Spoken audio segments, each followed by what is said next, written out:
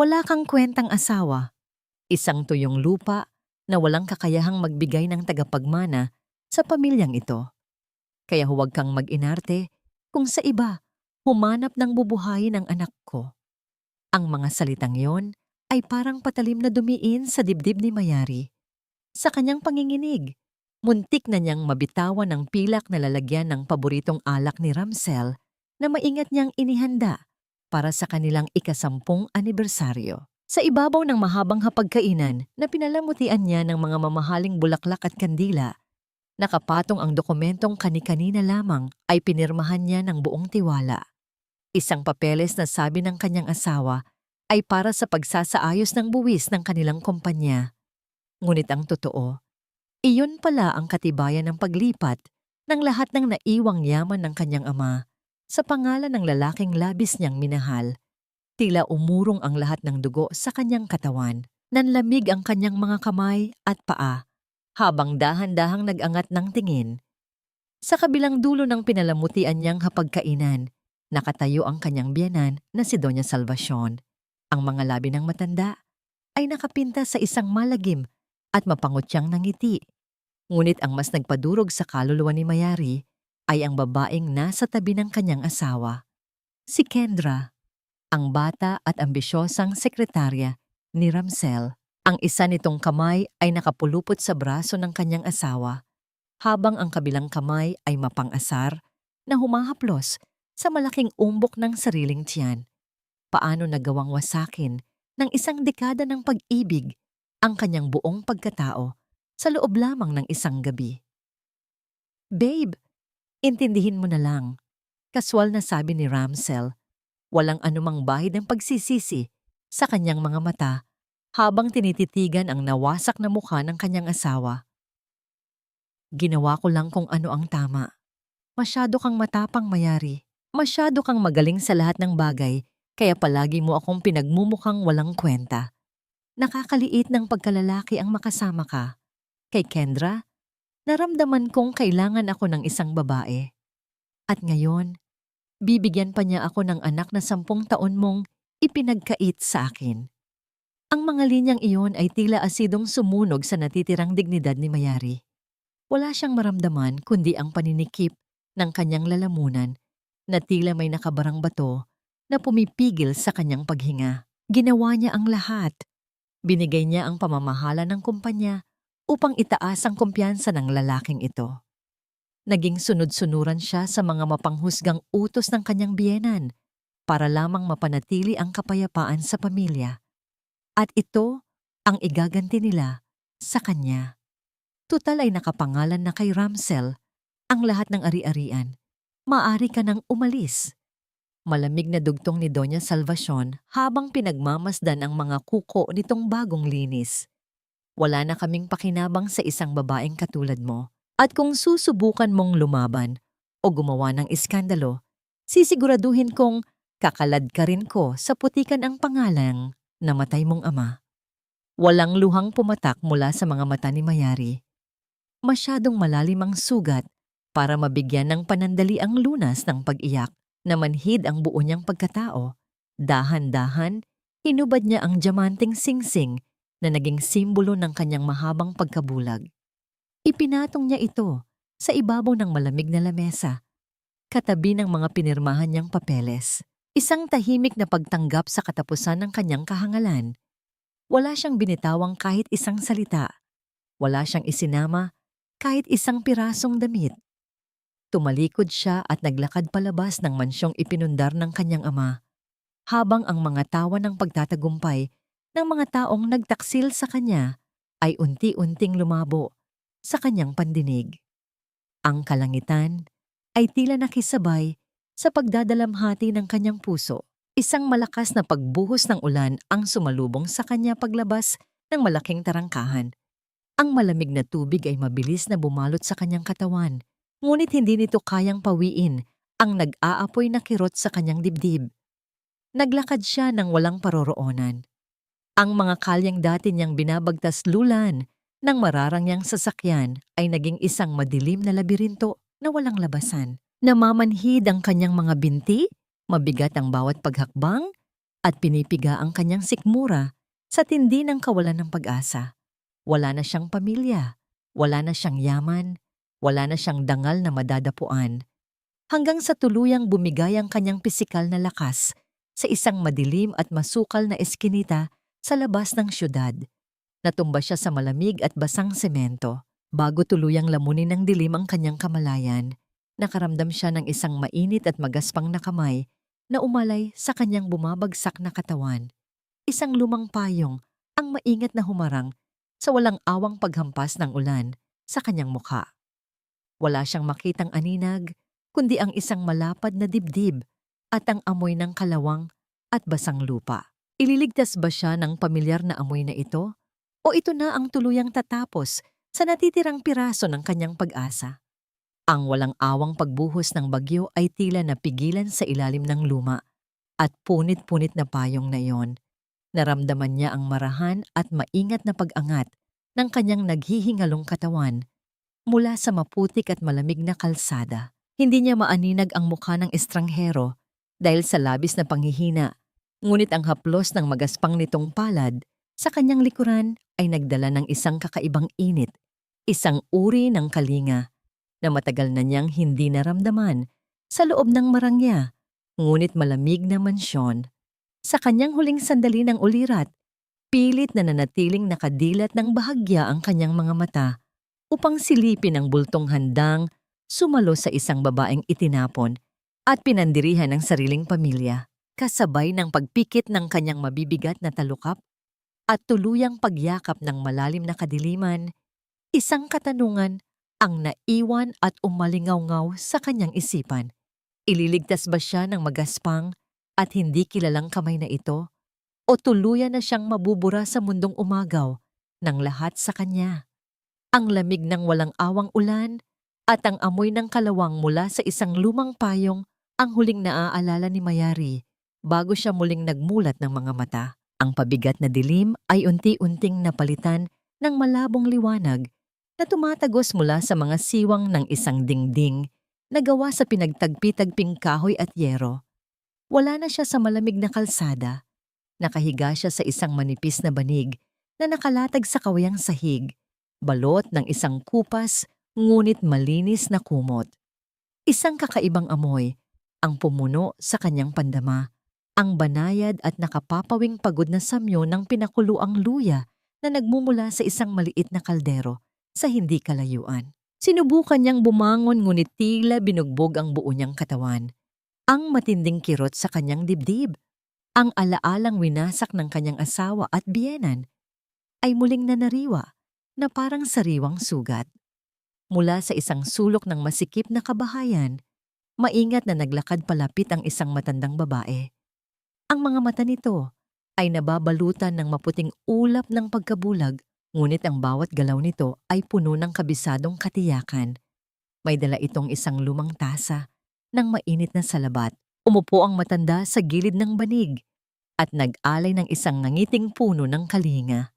Sinundan ito ng pagpasok ng isang matangkad na lalaki mula sa pintuang kahoy. Siya ang lalaking nag-alay ng proteksyon sa ilalim ng bagyo kagabi. Gusgusin ang kanyang suot, puno ng mantsa ng grasa at alikabok ang kanyang pantalon, ngunit ang kanyang mga mata ay nagtataglay ng isang maamo at malalim na kapayapaan na hindi kailanman nakita ni Mayari sa mga taong nakapaligid sa kanya sa mansyon. May dala ang lalaki na isang mangkok ng umuusok na lugaw. "Mabuti naman at nagising ka na, miss," bungad ng lalaki habang maingat na inilalapag ang mangkok sa isang maliit na bangkito sa tabi ng banig. "Ako nga pala si Bantayog at ito naman ang nanay Sabel ko. Nakita kita kagabi sa kanto na walang malay at basang-basa ng ulan. Pasensya ka na at ganito lang ang aming tahanan, pero huwag kang mag-alala, ligtas ka rito." Hindi agad nakapagsalita si Mayari. Pilit niyang pinalunok ang bikig sa kanyang lalamunan habang pinagmamasdan ang usok na nagmumula sa simpleng lugaw. Wala itong halong mamahaling sangkap katulad ng mga putahing inihahain sa kanyang mansyon. Ngunit nang humigop siya ng kaunti, iyon na marahil ang pinakamasarap na pagkaing natikman niya. Walang halong panlilinlang, Walang lason ng kasakiman. Purong kalinga lamang mula sa mga taong wala ring maibibigay, kundi ang natitira nilang kabutihan. May pamilya ka bang pwedeng balikan, Iha? Ano na nga pala ang pangalan mo? Malambing na tanong ni Aling Sabel habang iniaabot ang mainit na salabat. Isang malamig na panginginig ang gumapang sa gulugod ni Mayari nang maalala niya ang malagim na ngiti ng kanyang asawa at biyenan. Ang babaeng nagmamay-ari ng apelyidong Monteverde Ariola ay namatay na kagabi sa gitna ng bagyo. Hindi na siya maaaring bumalik. Walang yaman o pamilyang naghihintay sa kanya, kundi isang bitag ng kasinungalingan. Huminga siya ng malalim, pinipigilan ang panginginig ng kanyang mga labi, at sumagot sa isang mahina at basag na tinig. Mari po. Ako po si Marie. Wala na po akong babalikan. Naramdaman ni Aling Sabel ang panginginig sa boses ng dalaga. Dahan-dahan nitong iniunat ang kanyang magaspang na kamay at hinaplos ang pisngi ni Marie. Ang mga daliri ng matanda ay may kalyo, ngunit ang dampi nito ay nagdala ng isang matinding init na tumunaw sa yelong bumalot sa puso ni Marie. Ligtas ka na rito, anak. Walang mananakit sa iyo rito. Sa mga salitang iyon, bumigay ang pader na itinayo ni Marie. Wala siyang inilabas na ingay, ngunit ang kanyang mga balikat ay nagsimulang manginig ng matindi. Ang mga luha na kanina pa niya pinipigil ay tuluyang nagunahan sa pagtulo, bumabagsak sa kanyang mga hita at sumasama sa mainit na lugaw. Umiyak siya ng tahimik. Inilalabas ang buong bigat ng pagkawasak ng kanyang pagkatao. Ang sakit ng 10 taong sakripisyo na tinumbasan lamang ng pagtataksil. Tahimik lang na nakatingin si Bantayog at sa halip na magtanong, inilapit nito ang isang malinis na basahan sa tabi ni Marie.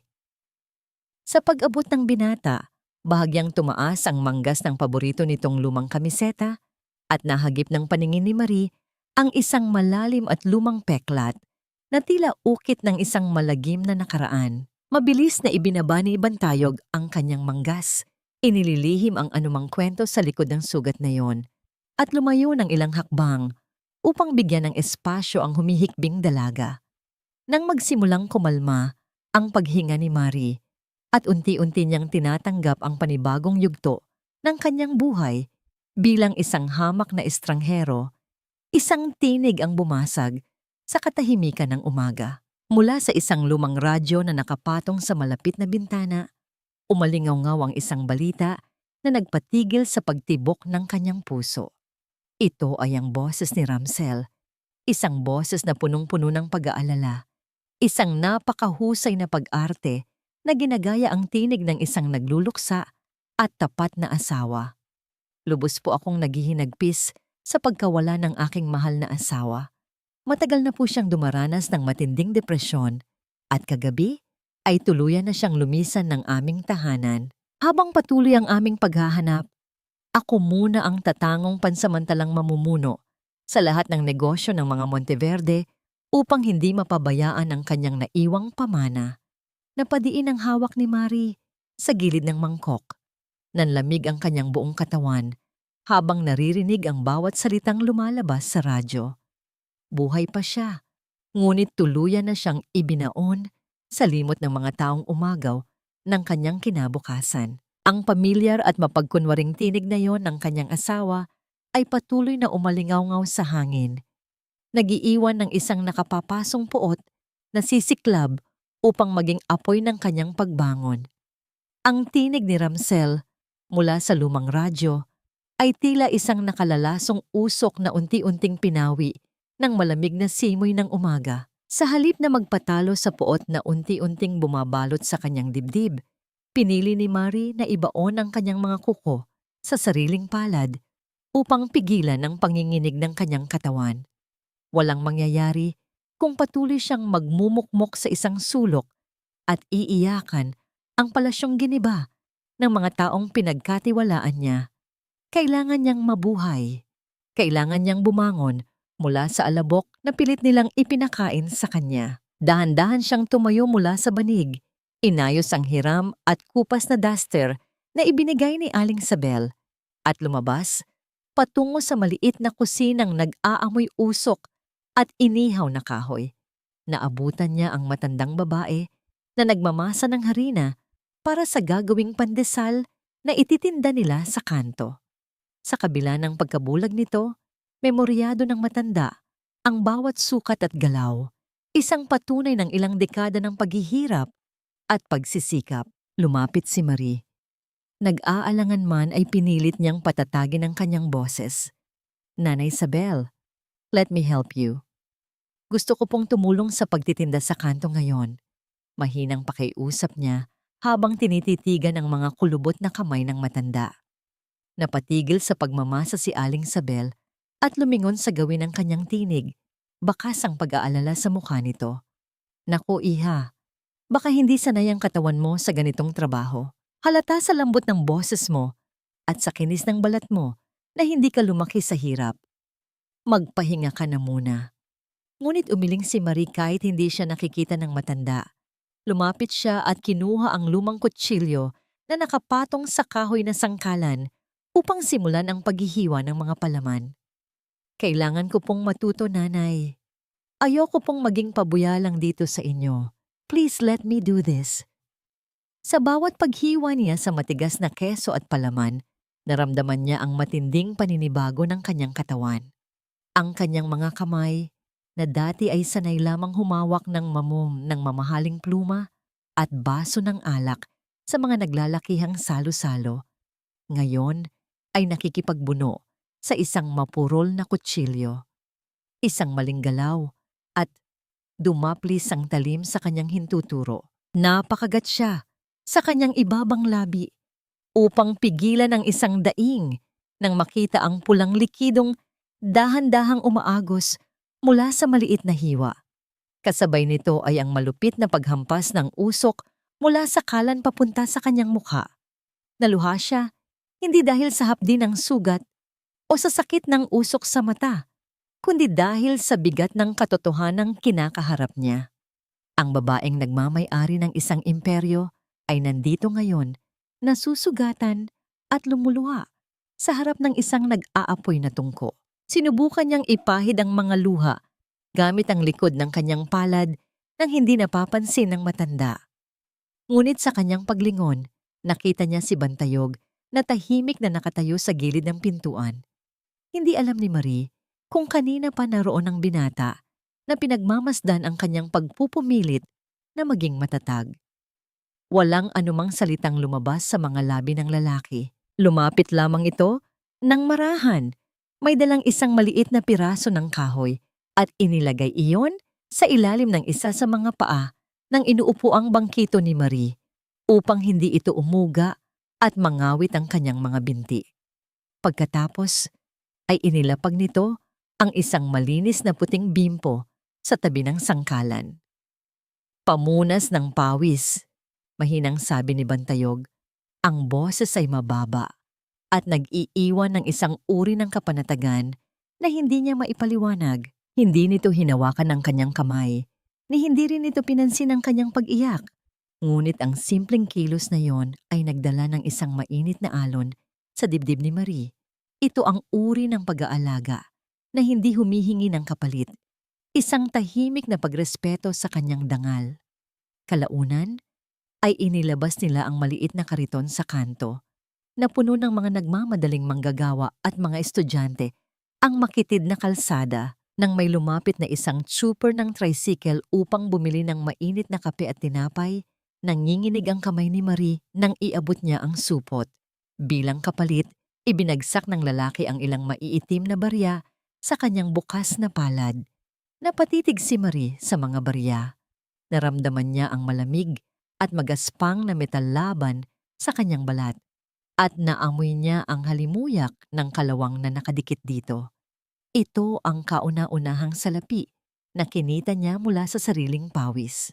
Hindi ito nanggaling sa mana ng kanyang ama o sa kumpanyang ninakaw ng kanyang asawa. Ang mga baryang ito ay kanya. Isang maliit na kislap ng pag-asa ang nag-umpisang magningning sa kanyang mga mata. Kaya niyang mabuhay kahit wala sila.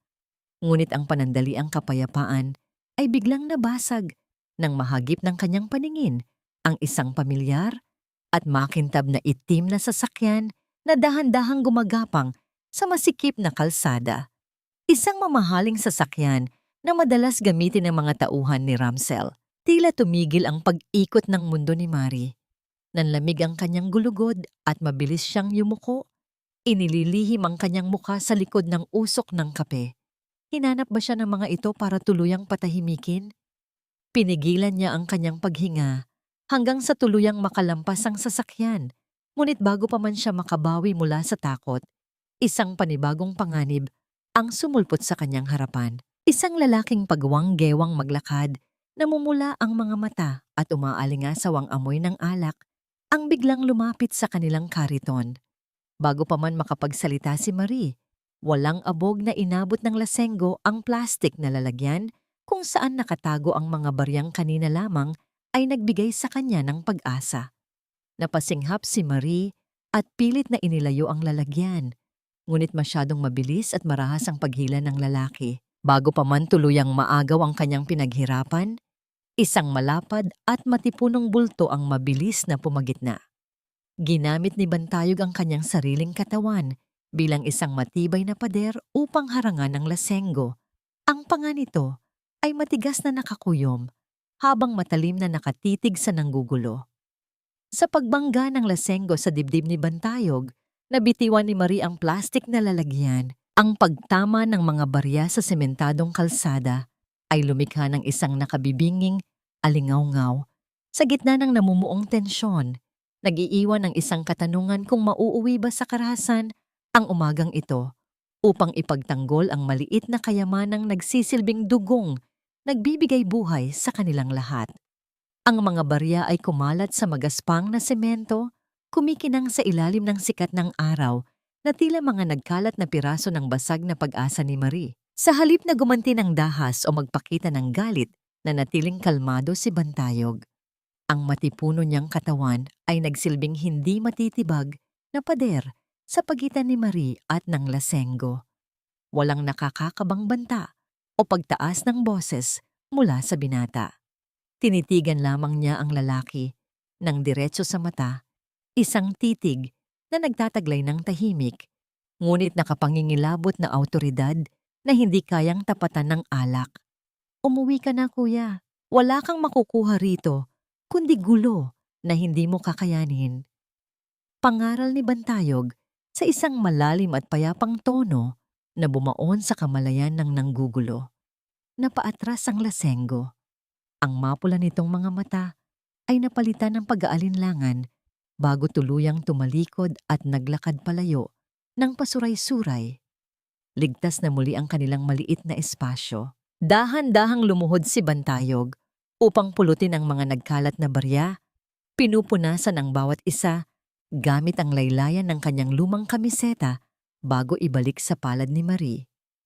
Sa pagkakataong yon, naramdaman ni Marie ang init ng magaspang na daliri ng binata na panandaliang dumampi sa kanyang balat. Isang mabilis at maingat na paghawak, ngunit sapat na upang pakalmahin ang nagwawalang kaba sa kanyang dibdib at magbigay ng kakaibang kilig na matagal na niyang ibinaon sa limot.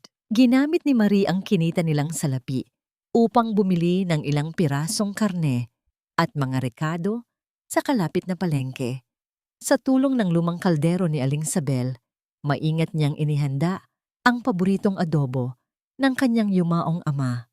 Ang paghihiwa ng bawang at sibuyas ay naging isang uri ng panggagamot sa kanyang sugatang kaluluwa.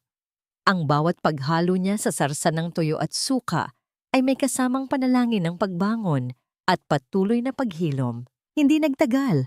Ang masaganang sabaw ng adobo ay unti-unting lumapot sa ibabaw ng nagbabagang uling, naglalabas ng isang nakakagutom na halimuyak na bumalot sa buong eskinita. Ang mga kapitbahay na dumaan ay hindi napigilang huminto at bumili. Wala pang tanghali ay naubos na ang laman ng kanyang kaldero hanggang sa kahuli-hulihang patak ng sarsa.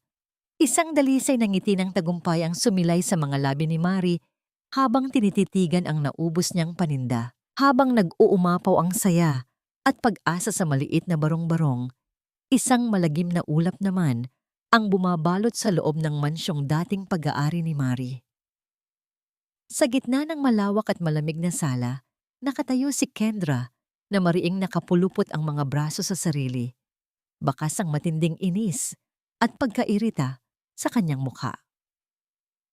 Babe, I really need that limited edition bag. Gusto kong ipamukha sa mga amigas ko na ako na ang bagong reyna ng pamamahay na ito. Tsaka, stress na ang baby natin sa kakapigil mo sa allowance ko.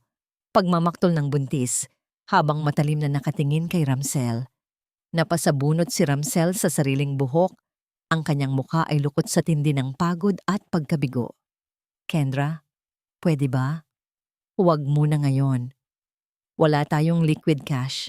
Akala ko puro pera ang iniwan ng babaeng iyon. Pero puro utang at obligasyon pala sa mga supplier ang bumungad sa akin sa opisina.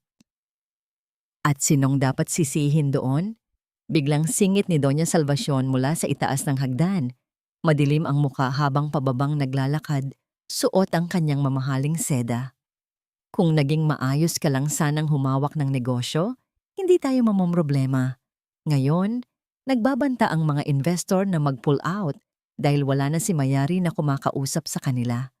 Gumawa ka ng paraan, Ramsel, bago pa tayo bumalik sa pagiging patay gutom. Ang laso ng kasakiman ay unti-unti nang sumisira sa kanilang samahan. Wala silang ibang ginawa kundi magturuan at magsumbatan, isang malinaw na patunay na ang yamang ninakaw ay hindi kailanman magbibigay ng tunay na kapayapaan sa mga taong walang alam kundi man lamang ng kapwa. Kinagabihan, sa ilalim ng malamig at maaliwalas na kalangitan, magkatabing nakaupo sina Marie at Bantayog sa isang lumang kahoy na bangko sa labas ng kanilang bahay. Ang buong paligid ay payapa, nilulukuban ng mahinang liwanag ng mga bituin. Maingat na inabot ni Mari ang isang maliit na mangkok ng natirang adobo na sadyang itinabi niya para sa binata. Sa ibabaw ng mainit na kanin, inilagay niya ang pinakamalambot at pinakamasarap na parte ng karne. Salamat sa pagliligtas mo sa akin kanina. At sa lahat ng araw na nandito ako, mahinang wika ni Marie, hindi makatingin ng diretso sa mga mata ng lalaki dahil sa paninibago ng kanyang damdamin. Tinanggap ni Bantayog ang mangkok ng may magaan at tapat ng ngiti. Tahimik siyang kumain, ngunit ang bawat pagsubo niya ay naglalaman ng labis na pagpapahalaga na tila iyon na ang pinakamasarap na pagkaing natikman niya sa buong buhay niya. Walang mga salitang kailangang bitawan. Ang kanilang ligtas na distansya, ang pagdampi ng kanilang mga balikat tuwing humihihip ang hangin, at ang katahimikan ng gabi ay sapat na upang iparamdam sa isa't isa na hindi na sila muling mag-iisa sa laban ng buhay. Ngunit sa loob ng bahay, habang inaayos ni Aling Sabel ang higaan ni Bantayog, nakapa ng bulag na matanda ang isang makapal na papel na may ingat na nakatupi sa ilalim ng una ng binata. Hindi man niya ito mabasa. Pamilyar, sa magaspang niyang mga daliri, ang selyo ng wax na nakadikit sa sobre. Isang lumang sulat na nagtataglay ng pangalan ng pamilyang Monteverde. Isang mabigat na lihim na matagal nang itinatago ni Bantayog mula sa kanyang nakaraan. Sa kabilang dulo naman ng kalsada, nang hindi namamalayan ni Mari, isang sikat na food vlogger ang kanina pa nagmamasid mula sa malayo. Nakatutok ang lente ng kamera nito sa maamo at magandang mukha ni Marie habang inililigpit ang kanyang kariton. Ang babaeng inakalang patay na ng buong syudad ay nakunan ng malinaw na video habang nakangiti sa gitna ng kahirapan. Ang halimuyak ng masarap na adobo na naiwan sa hangin ay magiging simula ng isang malaking unos na babago muli sa kanyang kapalaran kinabukasan. Hindi inaasahan ni Marie na ang halimuyak ng kanyang nilutong adobo ay makararating sa mas malawak na mundo ng ganoon kabilis. Kinaumagahan, hindi pa man tuluyang sumisikat ang araw, ay nakapila na ang napakaraming tao sa tapat ng kanilang maliit na kariton. Ang dating iilang pamilyar na mukha ng mga manggagawa ay napalitan ng mga dayo na may hawak na mga kumikinang na telepono. Sa gitna ng pag-aabot niya ng mainit na pandesal at kape, isang masayang costumer ang nagpakita sa kanya ng isang video na mabilis na kumakalat sa internet. Kahit kalahati ng kanyang muka ay natatakpan ng lumang telang ginawa niyang maskara upang proteksyon sa usok. Hindi maitatago ng kamera ang malungkot, ngunit magandang hugis ng kanyang mga mata at ang pinunyang kilos na naiiba sa mga nakasanayan sa eskinita. Tila tumigil ang pag-ikot ng mundo ni Marie nang mapagtanto niya ang ibig sabihin ng atensyong ito. Ang malamig na pawis ay mabilis na gumapang mula sa kanyang batok pababa sa kanyang gulugod. Ang mga boses ng mga taong nagtatawanan at pumupuri sa kanyang luto ay naging isang nakabibinging alon ng pangamba sa kanyang pandinig. Namuo ang isang matinding paninikip sa kanyang dibdib habang naguunahan ang kanyang mga hininga. Paano kung makita ito ng mga taong nagtapon sa kanya sa lansangan? Paano kung bawiin nila ang natitira niyang kapayapaan? Ang unang pumasok sa kanyang isipan ay ang tumakbo, ang magtago sa pinakamadilim na sulok ng barong-barong at huwag nang lumabas kailanman. Nagsimulang manginig ang kamay niyang may hawak na sandok.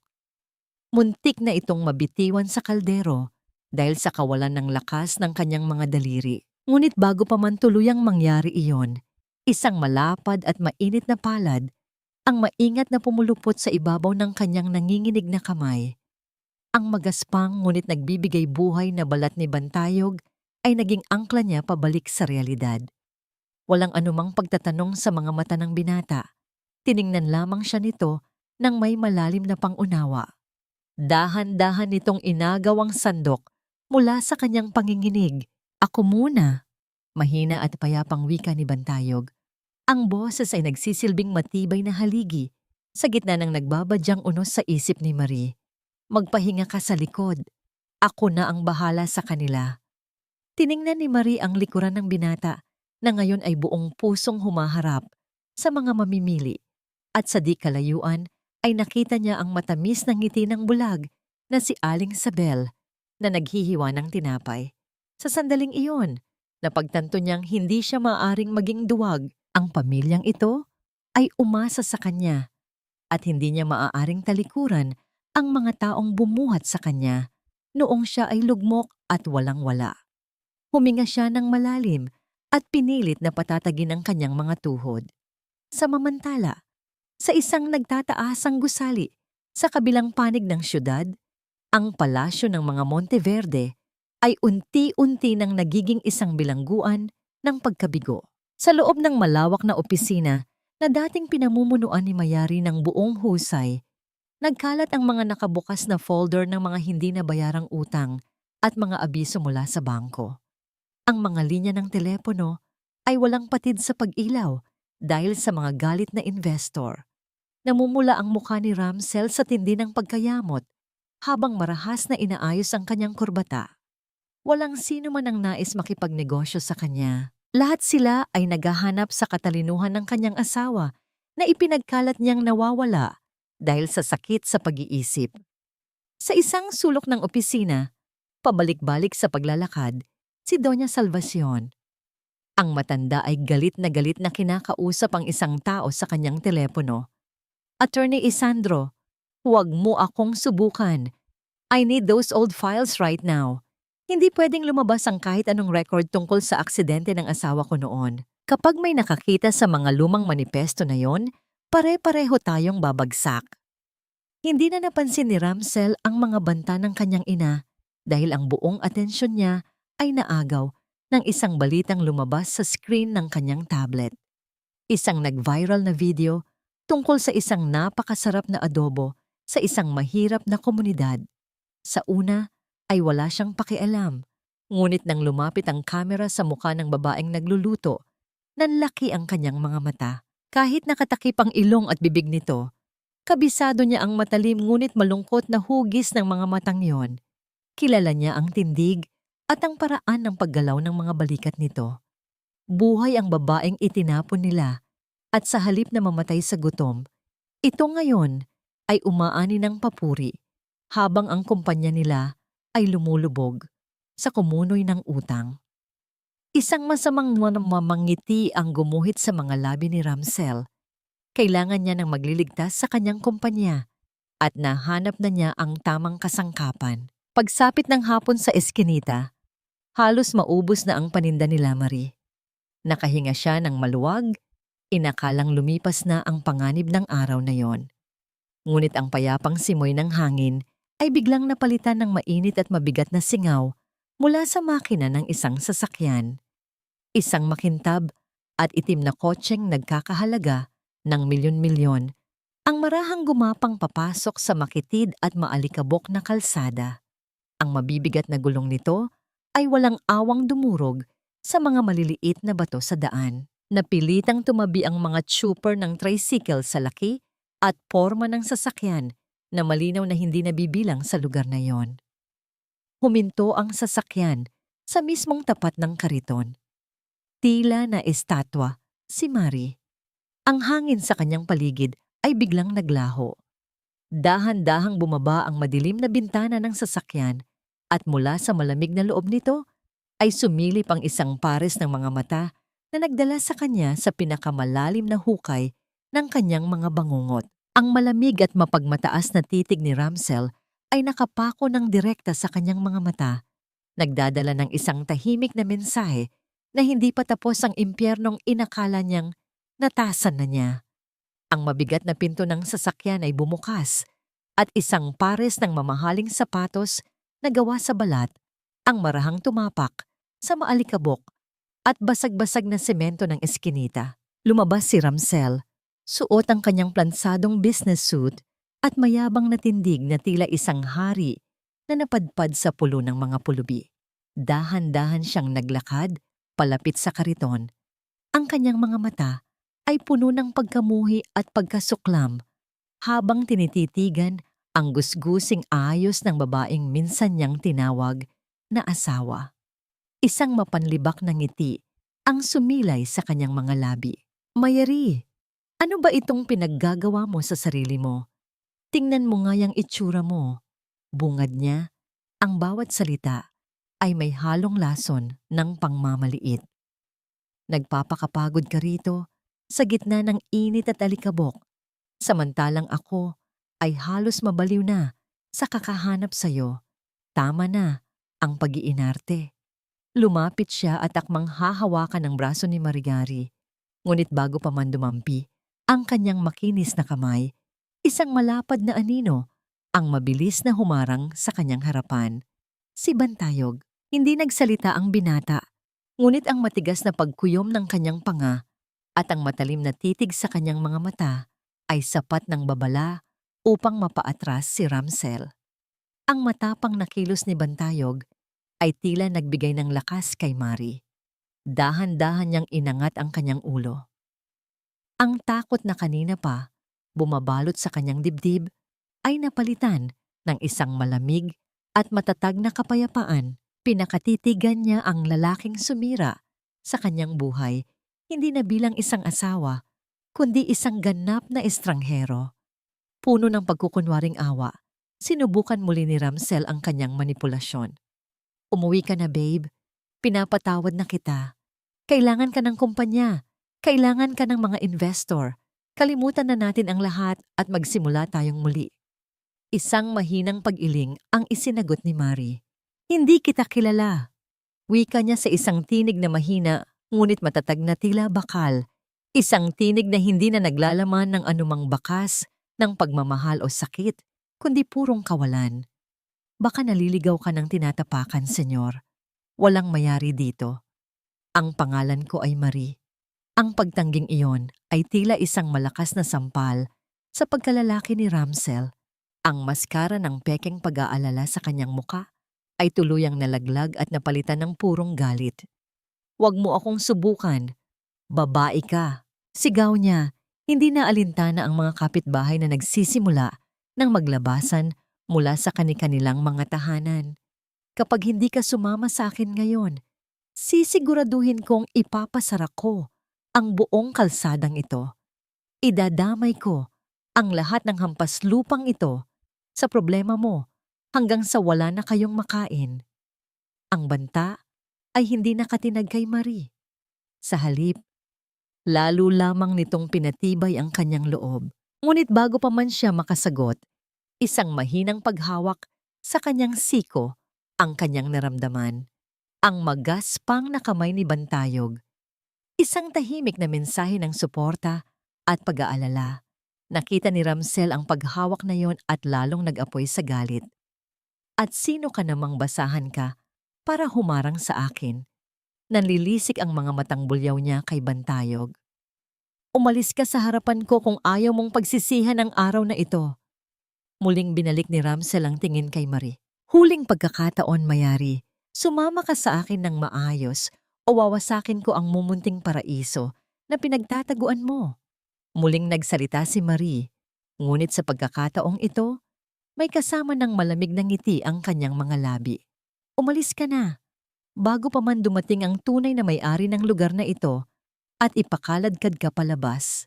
Dahil sa matinding kahihiyan, marahas na tumalikod si Ramsel at pabalang na pumasok sa kanyang sasakyan. Ang marangyang makina ay umugong ng malakas bago humarurot paalis. Nag-iwan ng makapal na alikabok na bumalot sa kanilang lahat. Nang mawala na sa paningin ng sasakyan, tila nawalan ng lakas ang mga tuhod ni Marie. Napaupo siya sa maliit na bangkito sa likod ng kariton. Ang buo niyang katawan ay nanginginig dahil sa pinaghalong galit at kaba. Hindi siya niyakap ni Bantayog. Hindi rin nito hinawakan ang kanyang mga kamay. Sa halip, tumayo lamang ang binata sa kanyang harapan. Ang malapad nitong likod ay nagsilbing panangga sa matirik na sikat ng araw at sa mga mapanghusgang tingin ng ilang usisero sa paligid. Isang tahimik na pader na nagbigay sa kanya ng espasyo at dignidad na huminga at muling buuin ang kanyang sarili. Habang unti-unting kumakalma ang kanyang paghinga, isang matandang lalaki na nakasuot ng plansadong suit at may dalang itim na portfolio ang dahan-dahang lumapit sa kanila. Ang kanyang mukha ay seryoso at puno ng pag-aalala. Huminto siya sa tapat ni Marie. Mrs. Monteverde Ariola, ako po si Attorney Isandro Cuel, ang matapat na abogado ng inyong yumaong ama. Magalang na pagpapakilala ng lalaki. Mula sa kanyang portfolio, maingat niyang inilabas ang isang lumang brown envelope na tila naglalaman ng isang mabigat at matagal nang itinatagong lihim. Matagal na po kitang hinahanap. May mga bagay po tayong kailangang pag-usapan tungkol sa tunay na dahilan ng pagkamatay ng inyong ama. Ang kaluskos ng lumang brown envelope na inaabot ni Attorney Isandro ay tila mas mabigat pa kaysa sa ugong ng humaharurot na sasakyan ni Ramsel.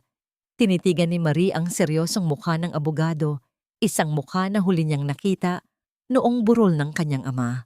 Sa likuran niya, nanatiling nakatayo si Bantayog. Hindi umaalis, hindi nagsasalita. Isang tahimik na anino na nagbibigay ng lakas at proteksyon. Hindi po ito ang tamang lugar para mag-usap, mahinang wika ni Attorney Isandro. Ang mga mata ay maingat na nagmamasid sa mga usiserong kapitbahay na unti-unti nang nag-aalisan.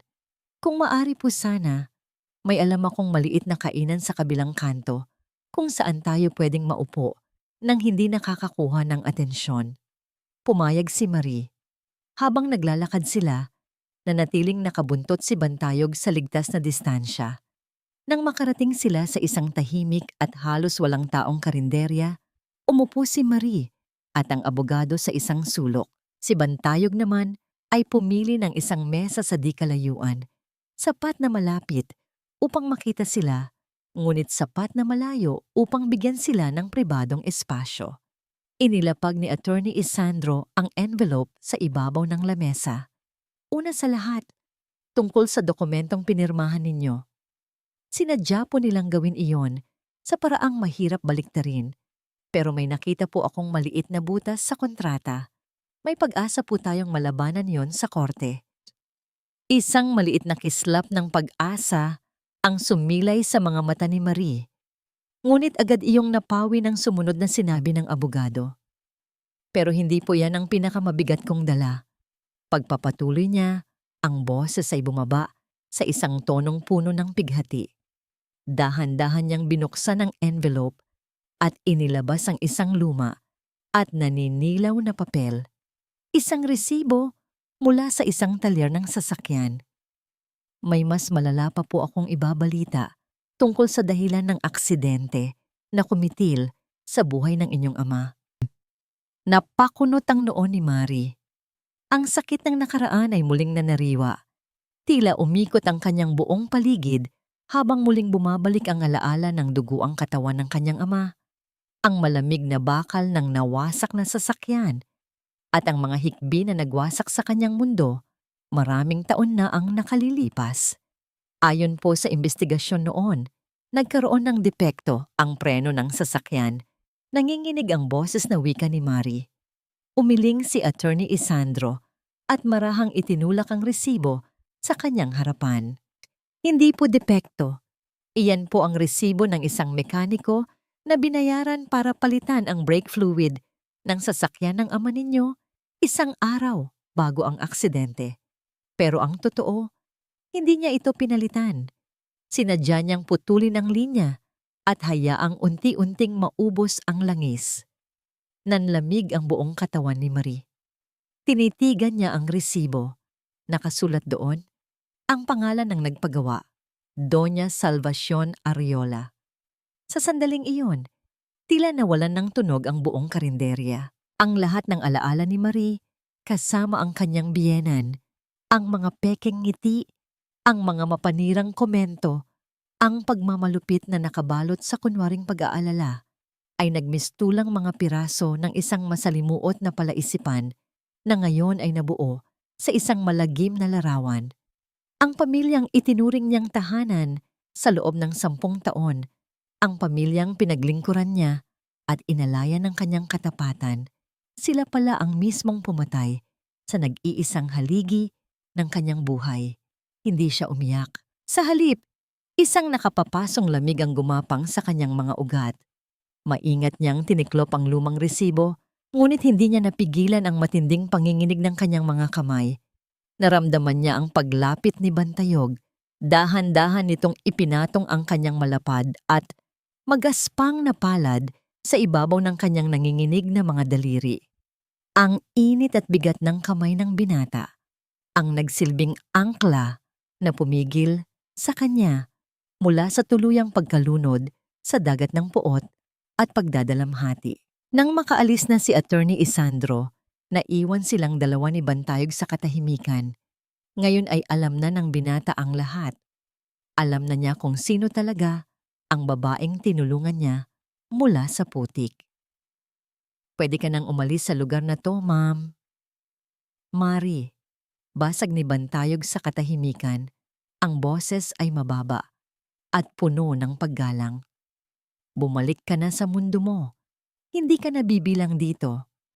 Tumingin si Marie sa mga mata ni Bantayog, mga matang hindi nagtataglay ng anumang paghuhusga, kundi purong pag-aalala lamang. Umiling siya. Dito muna ako, Bantayog. Hindi ko pa kayang mag-isa. Halos pabulong niyang sagot. Itinaas niya ang kanyang mga mata. Ngayon ay may nagbabaga ng apoy ng determinasyon. At kailangan kita. Ang kanyang mga salita ay tila isang panunumpa na nagbikis sa kanilang dalawa. Hindi bilang isang heredera at isang kargador, kundi bilang dalawang taong magkasamang haharap sa isang laban na hindi na lamang tungkol sa pera, kundi tungkol na sa hustisya. Habang papalubog na ang araw, isang pag-ilaw at panginginig mula sa luma at dikipad na teleponong ipinahiram ni Bantayog kay Mari ang bumasag sa kanilang pag-iisip. Si Attorney Isandro ang tumatawag. Mari, may natanggap akong impormasyon. Mabilis na sabi ng abogado sa kabilang linya.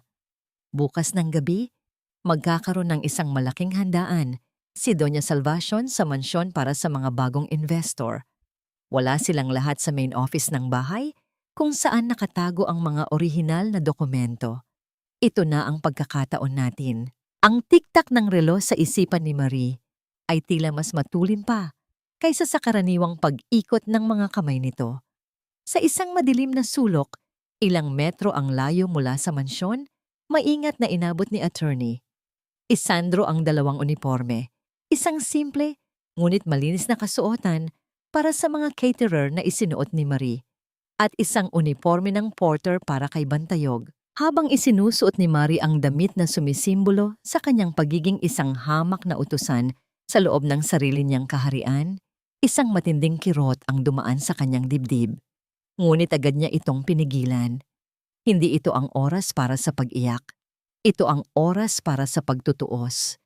Nang makalapit sila sa tarangkahan, ang ingay ng isang marangyang pagtitipon ang sumalubong sa kanila. Ang pamilyar na himig ng piano na tumutugtog ng isang malungkot na melodiya. Ang halimuyak ng mga mamahaling bulaklak na nakatanim sa hardin at ang masasayang tawanan ng mga bisitang walang kamalay-malay sa kasinungalingang kanilang dinadaluhan. Ang bawat sulok ng mansyon ay bumubuhay ng isang alaala, isang matamis na kahapon na ngayon ay naging isang masakit na bangungot. Nagkunwari silang bahagi ng catering team. Dala-dala ang mga walang lamang tray habang ang kanilang mga mata ay palihim na nagmamasid sa paligid. Sa gitna ng bulwagan, nakita nila ang mga salarin. Si Ramsel, nakasuot ng mamahaling Amerikana, ay nakikipagtawanan sa mga investor.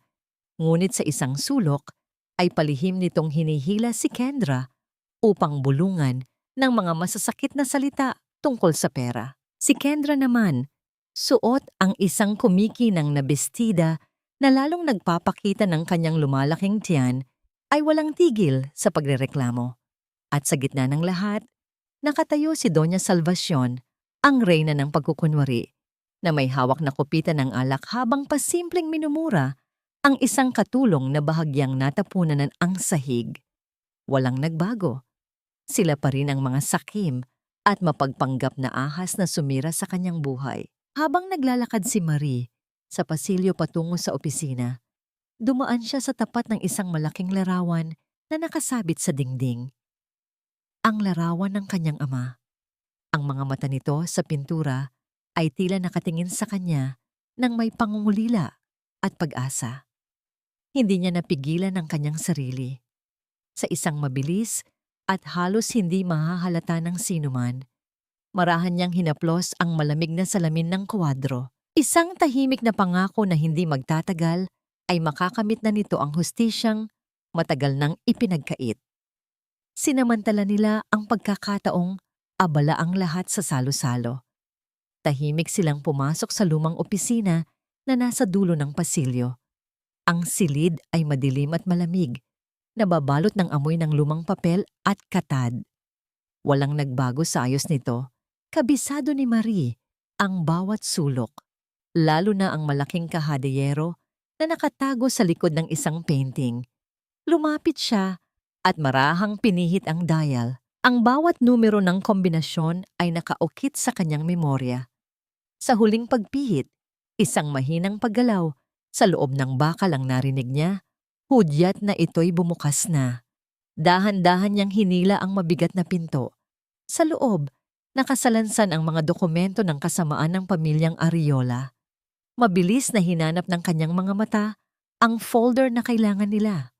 At doon, sa ilalim ng mga titulo ng lupa at bank statement, nakita niya ito. Ang manipesto na magpapatunay sa sabuatan ni Doña Salvacion at ng mekaniko. Ngunit sa tabi nito, may isang maliit at pulang kahon na gawa sa kahoy na hindi niya kailanman nakita noon. Naglalaman ng isang panibagong hiwaga. Bago pa man niya ito makuha, may narinig silang mga yabag na papalapit sa pasilyo. Mabilis na nagkatinginan sina Marie at Bantayog. Sumenyas ang binata na magtago. Mabilis na ipinasok ni Marie ang folder sa ilalim ng kanyang uniforme habang pareho silang nagtago sa likod ng makapal at mabigat na kurtina. Pinipigilan ang kanilang mga paghinga. Dumaan sa tapat ng opisina ang isang pamilyar na anino. Si Kendra, naghahanap ito ng lugar upang palihim na manigarilyo kahit na nagdadalang tao. Ngunit hindi ito pumasok. Nagpatuloy lamang ito sa paglalakad patungo sa hardin. Nakahinga sila ng maluwag. Inakala nilang ligtas na sila. Akmang lalabas na sila mula sa kanilang pinagtataguan nang ang isang tunog ay nagpatigil sa pagtibok ng kanilang mga puso. Ang marahan ngunit tiyak na pagpihit ng doorknob ng opisina. Dahan-dahang bumukas ang pinto. Mula sa maliwanag na pasilyo, isang madilim na silweta ang pumasok sa loob ng silid. Ang kanyang tindig ay puno ng awtoridad at kasamaan. Huminto ito sa gitna ng opisina, tila may nararamdamang kakaiba sa hangin. Si Doña Salvacion, ang pagpihit ng doorknob ay tila hudyat ng paghinto ng lahat ng paghinga sa loob ng madilim na opisina. Hindi sila makagalaw ni na Marie at Bantayog sa likod ng kurtina. Tanging ang matalim na liwanag lamang mula sa pasilyo ang unti-unting lumalatay sa silid, kasabay ng mabibigat na yabag ni Doña Salvacion. Huminto ang matanda sa gitna ng opisina, ang kanyang tindig ay puno ng kasamaan. Ang mga mata nito ay nagmamasid sa paligid. Tila may nararamdamang kakaiba sa hangin. Isang pag-alam na may ibang presensya roon. Napakagat si Marie sa kanyang labi. Ang kaba ay unti-unting bumalot sa kanyang katawan. Naramdaman niya ang matigas na folder na nakasiksik sa ilalim ng kanyang uniforme. Kung mahuhuli sila, hindi lamang ang pagbawi sa hustisya ang mawawala, kundi maging ang kanilang mga buhay. Ngunit bago pa man tuluyang matuklasan ni Doña Salvacion ang kanilang pinagtataguan, isang marahang paggalaw mula sa labas ang narinig niya. Tila may kumaluskos na mga bote at lumang lata sa gilid ng mansyon, sapat lamang upang makuha ang atensyon ng matanda. Lumapit si Doña Salvacion sa bintana at doon niya nakita si Bantayog na nagkunwaring naglilinis sa labas. May hawak na basahan at walis. Ang inis ay dumaan sa mukha ng matanda, isang pag-iral ng kapangyarihan na tila nagbibigay ng karapatan sa kanyang mang-alipusta. Mga hampas lupa, pati ba naman sa labas ng mansyon ko ay hindi ninyo maiwasang mag-ingay. Sigaw niya, bago tuluyang lumabas ng opisina upang kalingain ang ingay na ginawa ni Bantayog. Sinamantala ni na Marie at Bantayog ang pagkakataon. Mabilis silang lumabas mula sa kanilang pinagtataguan. Walang anumang salitang binitawan. Nagkatinginan lamang sila at sa kanilang mga mata, ang pagkabigla ay napalitan ng isang tahimik na tagumpay. Dahan-dahan silang naglakad palabas ng mansyon, nakikihalubilo sa mga caterer at iba pang manggagawa hanggang sa tuluyan silang makalayo sa mapanganib na lugar. Ligtas na ang folder. Ligtas na sila. Kinabukasan, ang payapang umaga ay muling binulabog ng isang hindi inaasahang pagdalaw. Huminto sa tapat ng kanilang kariton ang isang mamahaling sasakyan at mula rito ay bumaba si Doña Salvacion kasama ang dalawang matitipunong lalaki na may seryosong mukha. Diretso itong lumapit sa kariton ni Marie. Ang mga mata nito ay puno ng galit at pagkamuhi. Napakakapal mo rin pala talaga, Marie. Bungad ng matanda. Ang bawat salita ay may halong suka at apdo. Akala ko ba ay nagtago ka na at naglaho? Ngayon, heto ka. Nagbebenta ng amoy pawis na pagkain sa kalye. Hindi ka talaga marunong mahiya. Inilabas ni Doña Salvacion mula sa kanyang mamahaling pitaka ang isang tumpok ng pera. Tinapon niya ito sa sahig sa harapan ni Marie. Nagkalat ang mga perang papel sa maalikabok na lupa. Sige, kunin mo yan. Iyan ang huling ibibigay ko sa'yo para sa iyong pagsasara ng bunganga at tuluyang pag-alis sa buhay namin. Pumirma ka rito at tuluyan ka nang makakalimutan ng mundong ito. Kasabay ng kanyang mga salita, inilabas niya ang isang waiver, isang dokumento na tuluyang magbibigay karapatan sa kanilang ipagsanla ang resort. Ang huling piraso ng mana ng ama ni Marie. Napatingin si Marie sa mga perang nakakalat sa sahig, ang mga alaala ng kanyang ama, ang kanyang pawis at dugo sa pagtatayo ng kumpanya ay unti-unting bumalik sa kanyang isipan. Ang sakit na naramdaman niya noon ay napalitan ng isang malamig at matatag na determinasyon. Hindi siya umiyak, hindi rin niya pinulot ang pera. Sa halip, dahan-dahan niyang inangat ang kanyang ulo at tiningnan ng diretso sa mga mata si Doña Salvacion. "Ang perang iyan, senyora," wika ni Marie. Ang kanyang boses ay kalmado, ngunit may nakatagong lakas na tila bakal. "Ay galing sa pawis ng ama ko.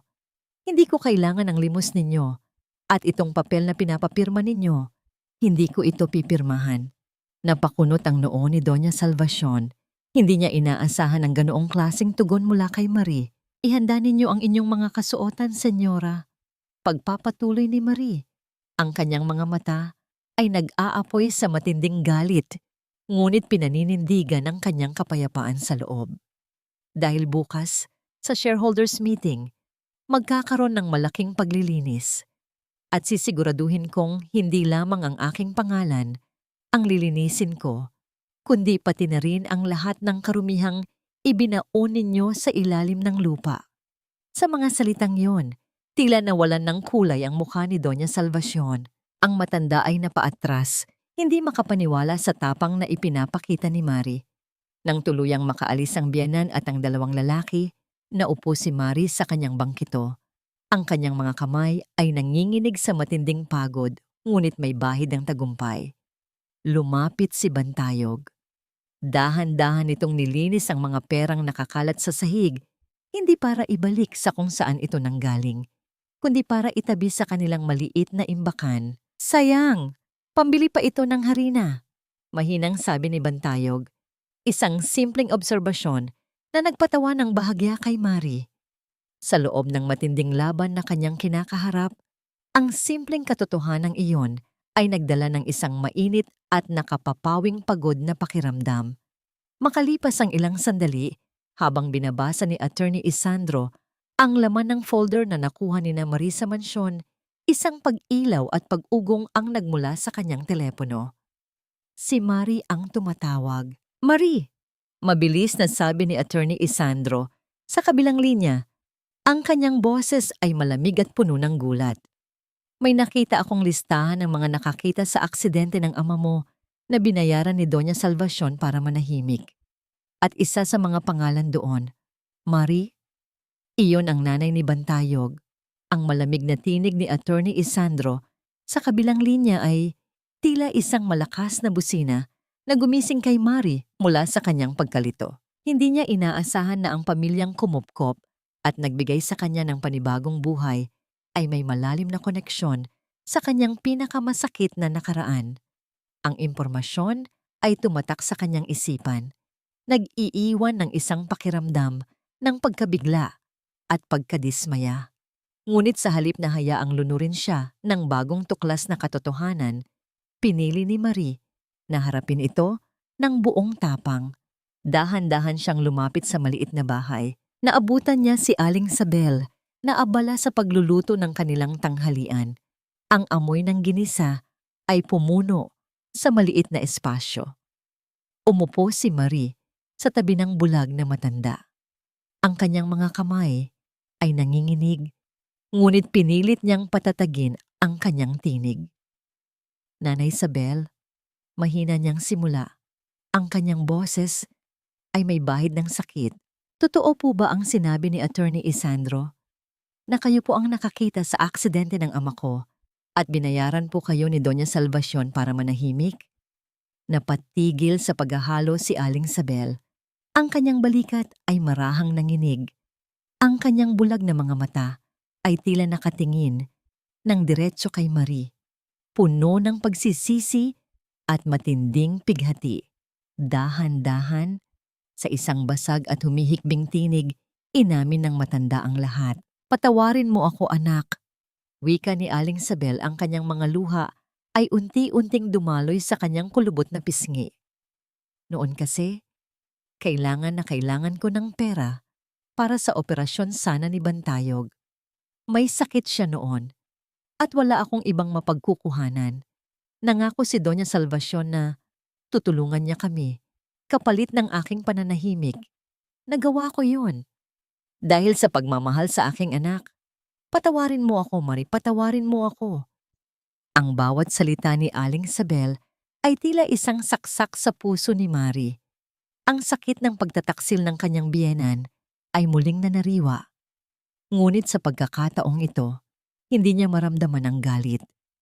Tanging ang pag-unawa lamang sa sitwasyon ng matanda ang bumalot sa kanyang damdamin. Hinawakan ni Marie ang nanginginig na kamay ni Aling Sabel. Sa halip na magalit, niyakap niya ang matanda ng mahigpit. Ang init ng yakap na yon ay nagsilbing pagpapatawad. Walang kailangan na patawarin, nanay. Mahina niyang sabi. Ang kanyang boses ay basag, ngunit puno ng kapayapaan. Naiintindihan ko po kayo. Ginawa niyo lang ang lahat para sa pamilya niyo. Salamat po sa lahat ng pagmamahal na ibinigay niyo sa akin. Sa inyo po ako nakabangon muli. Sa pagpapatawad na yon, tila gumaan ang bigat sa kanyang dibdib. Hindi na siya isang biktima ng puot. Siya ay isang babaeng handang lumaban, hindi para sa sariling puot, kundi para sa katotohanan at hustisya. Kinabukasan, sa mansyon na dating kanyang tahanan, nagaganap ang pinakamahalagang pagpupulong ng mga board members at investor. Ang malawak na boardroom ay puno ng tensyon at pag-aalala. Nakatayo si Ramsel sa harap ng lamesa, ang kanyang mukha ay puno ng pagkabigo, ngunit pilit na ipinapakita ang isang huwad na tiwala. We have no choice but to sell the company to a foreign corporation, deklara niya. Ang kanyang boses ay basag sa pagkabigo. This is the only way to save what's left of Monteverde Resorts. Sa tabi niya, umarte si Doña Salvacion na tila labis na nalulungkot. Pinupunasan ang kanyang mga mata ng isang mamahaling panyo. Ang pekeng pag-iyak na yon ay halos nagpangiti kay Marie, na ngayon ay nakatayo sa labas ng boardroom kasama si Attorney Isandro at Bantayog. Nang marinig ang huling salita ni Ramsel, isang matigas na pagtulak ang nangyari sa malaking pinto. Dahan-dahan itong bumukas at sa gitna ng silid, lumabas si Marie. Hindi siya nakasuot ng mamahaling gown o mga kumikinang na alahas. Sa halip, isang malinis at plansadong business suit ang kanyang suot, nagbibigay sa kanya ng isang tindig na puno ng awtoridad at paggalang. Sa likuran niya, matikas na nakatayo sina Attorney Isandro at Bantayog. Ang kanilang mga mata ay puno ng determinasyon. Nagulat ang lahat. Ang kanilang mga tinig ay nagmistulang bulong lamang na nagpalit-palit ng tanong. Si Marie, na inakala nilang patay na at naglaho, ay muling nagbalik. Good morning, everyone! Kalmado ngunit matatag na bungad ni Marie. Ang kanyang boses ay umaling-awngaw sa buong silid, nagdadala ng isang matalim na lamig na tila yelo. My apologies for being late, but I'm here to save Monteverde Resorts from the hands of the very people who tried to destroy it. Sunod-sunod na inilatag ni Marie ang lahat ng ebidensya. Ang kopya ng resibo ng talyer na nagpapatunay na sinadya ang aksidente ng kanyang ama. Ang mga dokumento ng pandaraya sa kanyang pirma. Ang mga bank statement na nagpapakita ng labis na paglustay ni na Ramsel at Kendra sa pera ng kumpanya. Ang mga tawag mula sa mga investors na pinipilit bawiin ang kanilang pondo dahil sa pababa ng pababang performance ng Monteverde Resorts sa pamamahala ni Ramsel. Ang mukha ni Ramsel ay namutla, ang pagkabigla at matinding galit ay lumitaw sa kanyang mga mata. Lies! All lies! Pinipilit ka lang ng mga taong yan. Mayari, bumalik ka na sa amin, please! Sigaw niya, akmang susugurin si Marie. Ngunit bago pa man niya ito mahawakan, isang matipunong braso ang mabilis na humarang sa kanyang harapan. Si Bantayog. Ang kanyang mga mata ay matalim na nakatitig kay Ramsel, isang titig na may nakamamatay na babala na nagpaatras sa dating asawa ni Marie. Hindi pa man natatapos ang gulo, isang mas malakas na pagkakagulo ang sumiklab. Si Kendra, na kanina pa tahimik sa isang sulok, ay biglang tumayo. Ang kanyang mukha ay puno ng galit at pighati. Tama na! Tama na ang mga kasinungalingan niyo! Sigaw niya. Hindi kay Ramsel ang anak na dinadala ko. Sa kaibigan niya ito. Nagsinungaling lang kami para makuha ang pera ni Mayari. Pare-pareho kayong mga traidor. Nagkagulo ang lahat. Ang mga nagsisisihan at nagtatalong boses ni na Ramsel at Doña Salvacion ay pumuno sa silid. nagpapakita ng tunay nilang kulay sa harap ng lahat. Ang pagkabigla ay umukit sa mukha ng mga board members. Walang anumang pagtutol na nagawa si Ramsel dahil sa mismong mga bibig ng mga taong nagtaksil kay Marie, lumabas ang buong katotohanan. Sa gitna ng kaguluhan, isang pag-ilaw mula sa labas ang lumitaw. Huminto sa tapat ng mansyon ang ilang sasakyan ng pulisya. Pumasok ang mga ito sa loob ng boardroom. Ang kanilang mga mukha ay seryoso at ang kanilang mga kilos ay puno ng awtoridad. Lumapit sila kina Ramsel at Doña Salvacion.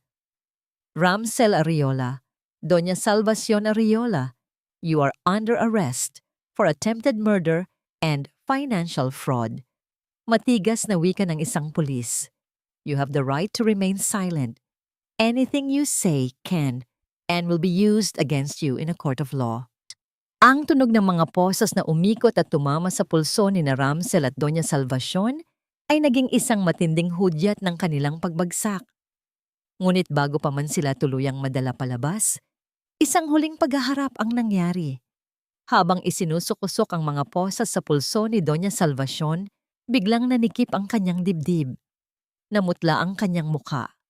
Nanginginig ang kanyang mga labi at ang kanyang mga mata ay nanlaki sa tindi ng sakit at pagkabigla. Dahan-dahan, sa harap ng lahat ng taong kanyang nilinlang, natumba siya sa malamig na sahig. Ang tunog ng posas na bumagsak sa sahig ay tila nagsisilbing huling hudyat ng pagbagsak ng mga taong nagtaksil kay Marie. Mabilis na isinugod si Doña Salvacion sa ospital matapos itong atakehin. Sa silid ng paggamutan, nakaratay ang matanda. Hindi na makakilos, hindi na makapagsalita. Ang mga mata nito ay nanatiling nakadilat, tila nagtatago ng isang malalim na pighati. Ang tanging nakikita nito sa kanyang harapan ay ang mukha ni Marie. Isang mukha na puno ng kalungkutan, ngunit may bahid ng pagpapatawad. Isang matinding sampal ng katotohanan na ang babaeng itinuring niyang walang kwenta ang nagbabayad ng lahat ng gastusin sa ospital, samantalang ang kanyang anak na si Ramsel ay nakakulong na. Sa loob ng masikip at malamig na kulungan, tila isang sirang plaka ang paulit-ulit na salita ni Ramsel. Kasalanan mo ito, Mayari. Kasalanan mo ang lahat. Ang dati nitong kayabangan ay napalitan ng kawalan ng pag-asa. Iniwan siya ni Kendra. Dala ang lahat ng alahas na naibigay ni Ramsel sa kanya at walang sino mang kaibigan o kamag-anak ang dumalaw. Ang laso ng kasakiman ay kumalat at unti-unting dumurog sa kanyang buong pagkatao. Ilang araw, matapos ang pagpupulong, muling bumalik si Marie sa opisina na dating pinamumunuan ng kanyang ama. Umupo siya sa malaking silya. Ang kanyang mga daliri ay marahang dumampi sa malamig na ibabaw ng lamesa. Walang yabang o pagmamalaki ang kanyang naramdaman. Tanging isang tahimik na kapayapaan lamang. Tapos na ang laban. Nabawi na niya ang lahat ng ninakaw mula sa kanya. Okay na po ang lahat, Marie, sabi ni Attorney Isandro. Ang kanyang tinig ay puno ng ginhawa. Formal na po ang transfer of ownership. Bumalik na po sa inyo ang Monteverde Resorts. Congratulations. Ngumiti si Marie. Isang ngiti na puno ng pasasalamat, ngunit may bahid ng kalungkutan. Thank you, Attorney. Maraming salamat sa lahat ng tulong ninyo. Habang papalubog na ang araw, bumalik si Marie sa barong-barong. Bit-bit ang isang supot ng mga masasarap na tinapay. Ngunit pagdating niya, ang maliit na bahay ay nakapinid. Ang mga gamit ni Nabantayog at Aling Sabel ay wala na. Naglaho sila. Isang pamilyar na papel ang nakita niya sa ibabaw ng mesa. Ang pambalot ng pandesal na galing sa tinapay na ibinigay niya kay Bantayog noon. Sa likod nito, nakasulat ang isang maikling sulat gawa sa hindi perpektong sulat kamay ni Bantayog. Marie, simula ng sulat, ang bawat salita ay tila pumipiga sa kanyang puso. Alam kong hindi ako nabibilang sa mundo mo. Ikaw ay isang reyna. At ako ay isang kargador. Hindi ako pwedeng maging pabigat sa'yo. Kailangan mong ituloy ang buhay mo at kailangan kong bumalik sa aking simple at tahimik na buhay. Alagaan mo ang sarili mo. Salamat sa lahat. Napakagat si Mari sa kanyang labi. Ang mga luha na matagal na niyang pinipigil ay tuluyang nag-unahan sa pagtulo. Ang lalaking nagligtas sa kanya, ang lalaking nagturo sa kanya ng tunay na kahulugan ng kabutihan at pagmamahal ay umalis na. Ayaw niyang mawala. Ang lalaking nagbigay sa kanya ng panibagong pag-asa. Walang pag-aalinlangan, tumakbo si Marie palabas. Sumakay siya sa kanyang kotse. Ang makina nito ay umugong ng malakas at dali-dali niyang pinaharurot ang sasakyan. Ang tanging direksyon na nasa kanyang isipan ay ang probinsya ng Iloilo. Ang lugar kung saan lahat nagsimula. Umaasang mahahabol niya ang mag-ina bago pa man tuluyang maglaho ang lahat ng alaala ng kanilang pagmamahalan. Ang hangin ay bumalot sa kanyang mukha at ang bawat liko ng gulong ay may dalang pagnanais na muling makita ang lalaking nagparamdam sa kanya na karapat-dapat pa rin siyang mahalin. Ang pag-ugong ng makina ng kotse ay tila nagsisilbing tibok ng puso ni Marie habang tinatahak niya ang mahabang kalsada patungo sa Iloilo. Ang bawat liko ng gulong ay may dalang pag-asa na mahahabol niya si Bantayog bago pa man tuluyang maglaho ang lahat ng kanilang pinagsamahan. Sa kanyang isipan, paulit-ulit na bumabalik ang mukha ng binata, ang kanyang tahimik na pag-aalaga at ang mainit na pakiramdam ng kanyang kamay na naging angkla niya sa gitna ng unos. Nang makarating siya sa probinsya ng Iloilo, agad na tinungo ni Marie ang bahay pagamutan kung saan isasagawa ang operasyon sa mata ni Aling Sabel sa Maynila. Sinigurado niya na ang lahat ng gastusin ay mababayaran at ang matanda ay maibabalik ang paningin nito. Matapos ang lahat ng yon, ginamit niya ang Monteverde Resorts na nabawi niya. Hindi na ito isang simpleng negosyo lamang, kundi isang paraan upang magbigay ng pag-asa sa iba. Itinatag niya ang Monteverde Foundation, isang institusyon na nakatuon sa pagtulong sa mga biktima ng pang-aabuso sa pamilya at mga kababaihang nawalan ng pag-asa. Lumipas ang ilang araw ng paghahanap. Sa bawat baybay na kanyang nililisan, naramdaman niya ang matinding pangungulila. Hanggang sa isang gabi, habang naglalakad siya sa isang liblib na baybayin, isang pamilyar na anino ang kanyang nakita sa ilalim ng isang puno. Si Bantayog, nakaupo ito sa buhangin, abala sa paggawa ng isang maliit na bangka. Ang kanyang mga kamay ay puno ng mga kalyo, ngunit puno ng pagmamahal sa bawat paghulma ng kahoy. Tahimik na namumuhay pabalik sa kanyang pagiging isang simpleng mangingisda. Dahan-dahan siyang lumapit. Naramdaman ni Bantayog ang kanyang presensya. Nag-angat ito ng tingin at sa kanyang mga mata, isang halo ng pagkabigla at kalungkutan ang kanyang nakita. "Bakit ka narito, Mari?" Mahina niyang tanong. Ang kanyang boses ay may bahid ng pagtataka. "Hindi ka nabibilang dito. Bumalik ka na sa mundo mo." Umiling si Mari. Lumapit siya at umupo sa tabi ng binata. Ang buhangin ay lumubog sa ilalim ng kanyang mga hita. "Nagsinungaling ako sa iyo, Bantayog. Akala ko ang yaman at kapangyarihan ang magbibigay sa akin ng kaligayahan. Pero sa gitna ng lahat ng kaguluhan, ikaw ang nagturo sa akin ng tunay na kahulugan ng buhay, ang pagmamahal na walang hinihinging kapalit. Ang kapayapaan na matatagpuan sa pagiging simple." Tiningnan niya ang mga mata ni Bantayog. "Hindi mo ako pabigat. Hindi mo ako iniwan dahil sa takot. Iniwan mo ako dahil sa pagmamahal mo sa akin. Pero mali ka. Ang mga kayamanan ko ay papel lamang. At ang tunay kong tahanan ay ang puso ng lalaking naniwala sa akin nung ako'y walang-wala." Dahan-dahan, sa halip na hawakan ng kamay ng binata, inilapat ni Marie ang kanyang palad sa pisngi ni Bantayog. Ang kanyang balat ay mainit at magaspang, ngunit ang dampi nito ay nagpadaloy ng isang mainit at nakapapawing pagod na alon sa kanyang dibdib. Walang naganap na marahas na halik o madamdaming yakap.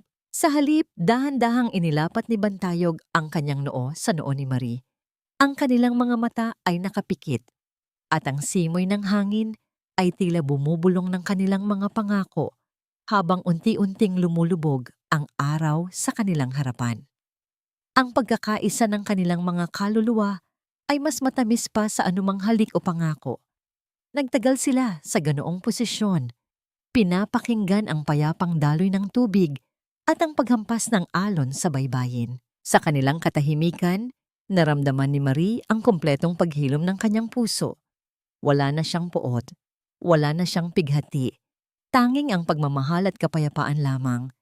Isang matamis na ngiti ang sumilay sa mga labi ni Marie. Ang lahat ng katanungan sa kanyang isipan ay nabigyan na ng kasagutan. Ang lahat ng sugat sa kanyang puso ay tuluyan ng naghilom.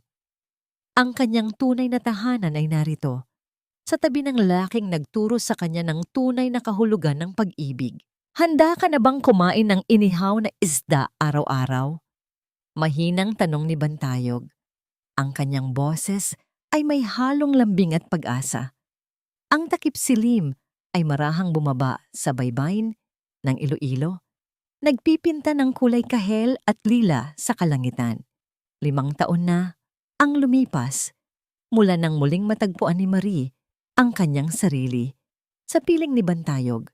At sa bawat araw na lumilipas, lalong lumalalim ang kapayapaan sa kanyang puso. Sa harap ng isang bahay na gawa sa pinaghalong kahoy at bato, nakaupo si Marie sa isang duyan, pinagmamasdan ang kanyang anak na babae na masayang naghahabol sa mga alon kasama ang kanyang lola Sabel.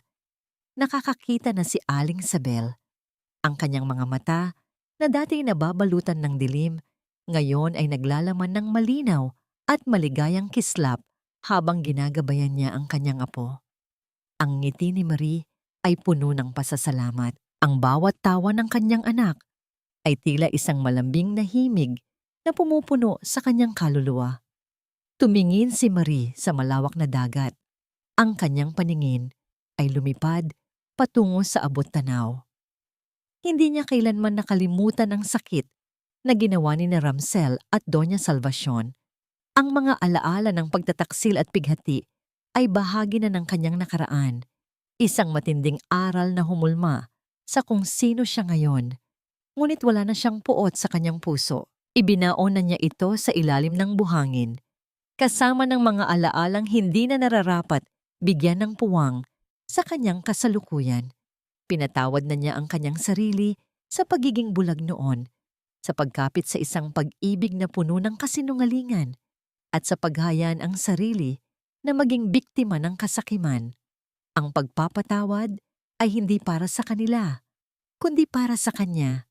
Ito ang pagpili na palayain ang kanyang sarili mula sa kadena ng galit. Minsan siyang naging isang mayamang heredera, naging isang biktima ng pagtataksil, naging isang mahirap na tindera, at naging isang babaeng uhaw sa hustisya. Ngunit ngayon, siya ay simpleng si Marie, isang asawa at isang ina na malaya. Ang dating mansyon na puno ng mga alaala ng kasakiman at pagtataksil ay ngayon ay nagsisilbing Monteverde Orphanage, isang kanlungan para sa mga batang walang pamilya. Ang kanyang mga kayamanan ay hindi na niya iniaalay sa sariling luho, kundi sa pagtulong sa mga nangangailangan. Ito ang pagpili sa kapayapaan na hindi kayang bilhin ng salapi. Lumapit si Bantayog. Ang kanyang braso ay marahang pumulupot sa balikat ni Marie. Ang amoy ng dagat at ang init ng kanyang balat ay nagdala ng kapanatagan sa puso ni Marie. Isinandal niya ang kanyang ulo sa balikat ng lalaki, pinagmamasdan ng tahimik na dagat na tila walang katapusan. Ang yaman ay pwedeng manakaw sa isang iglap. Mahinang wika ni Marie. Ang kanyang tinig ay tila bulong na sinasagot ng simoy ng hangin. Ngunit ang pag-ibig na itinayo mula sa paggalang at sakripisyo, iyon ay hindi kailanman mabubuwag. Ang totoong pagpapatawad ay hindi ang pagtanggap muli sa mga taong nanakit sa'yo, kundi ang pagtanggal sa kanila ng kapangyarihan na saktan ka pa. Naramdaman niya ang marahang pagdampi ng mga labi ni Bantayog sa kanyang buhok. Walang salitang binitawan ng lalaki, ngunit ang kanyang pagmamahal ay malinaw na nadarama sa bawat haplos at bawat paghinga. Ang araw ay tuluyan ng lumubog sa abot-tanaw, nag-iiwan ng isang huling guhit ng liwanag sa kalangitan. Sa ilalim ng payapang takip-silim, magkasama silang nakaupo. Dalawang kaluluwang natagpuan ang tunay na kapayapaan sa piling ng isa't isa. Ang kanilang mga puso ay puno ng pagmamahal na mas matibay pa sa anumang unos na maaaring dumating. Ang kwento ni Marie ay isang patunay na kahit gaano pa kadilim ang landas, ang pag-ibig at pagpapatawad ay palaging magdadala ng liwanag at pag-asa.